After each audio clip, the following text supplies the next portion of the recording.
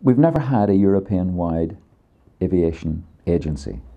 Like we've got an agricultural agency, like we've got a fisheries agency in the European Parliament. But since 2003, we have had the European Aviation Safety Agency. And they've been told to ensure that by April of next year, all of the rules are written for the way that aviation is going to work in the European Union member states. So they've written all that, and it's a change from what people are used to today.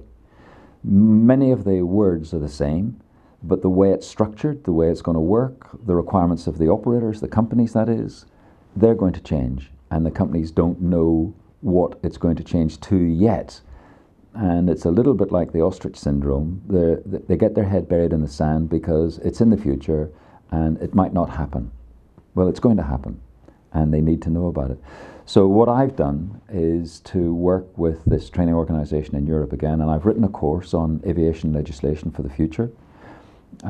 It's not 100% complete yet because we're still waiting for the European Aviation Safety Agency to finalize some of its subparts before we can finally produce the course and run the course, so that industry will find out what it's all about.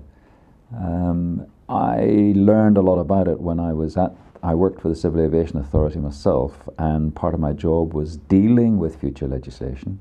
Therefore, I've got a good working knowledge of what they're going to do. And I understand it.